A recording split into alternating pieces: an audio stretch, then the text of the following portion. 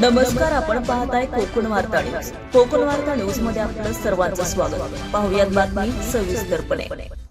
सातबारा उतार्यावर पत्नीचं नाव दाखल करण्यासाठी 25,000ची लाच मागून तडजोडी अंतिम 20,000 रुपये स्वीकारताना राजापूर तालुक्यातील 2 महिला अधिकाऱ्यांना लाचलुचपत प्रतिबंधक विभागाने एसीबी रंगेहात पकडले.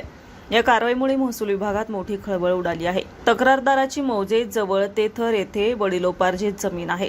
सातबारा उतार्यावर पत्नीचं नाव नसल्यानं त्यांनी फेरफारीसाठी अर्ज केला होता. या प्रकरणी 13 मे 2026 रोजी मिळंद येथील तराटी कार्यालयामध्ये कोतवाल संजना नंदकुमार माने वय वर्ष 41 यांची भेट घेतली असता फेरफार मंजूर करण्यासाठी मंडळ अधिकारी पूनम जयसिंग गावातील वय वर्ष 37 यांनी 25,000 रुपये मागितल्याचं सांगून कोतवाल माने यांनी तक्राराकडून पैशाची मागणी केली.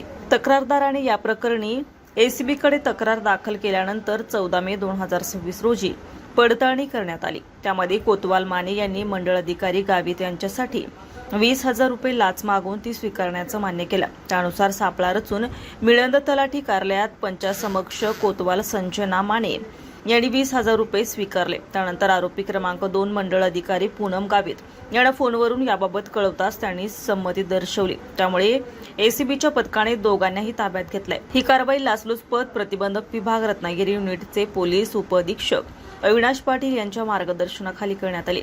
या पथकात पोलीस निरीक्षक मच्छिंद्र जाधव, सुहास रोकडे, सह पोलीस फौजदार उदय चांदणे, पोलीस हवालदार विशाल नलावडे, दीपक आंबेकर, पोलीस कॉन्स्टेबल हेमंत पवार, राजेश गावकर, मपोका वैशाली धनवडे, समिता क्षीरसागर आणि चालक पोहवा प्रशांत कांबळे यांचा समावेश आहे. सध्या राजापूर पोलीस ठाण्यात गुन्हा नोंद करण्याची प्रक्रिया सुरू आहे. रियाज ठाकूर, कोकण वार्ता न्यूज, राजापूर. ताज्या बातम्या आणि नवनवीन घडामोडी पाहण्यासाठी आजच आमच्या कोकण वार्ता न्यूज चॅनलला लाईक करा, सबस्क्राईब करा आणि बेल आयकॉन प्रेस करा आणि पाहत रहा कोकण वार्ता न्यूज.